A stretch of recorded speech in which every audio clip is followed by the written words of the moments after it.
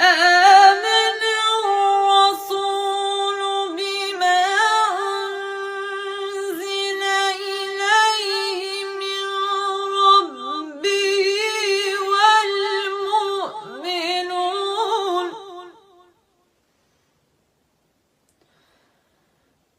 كل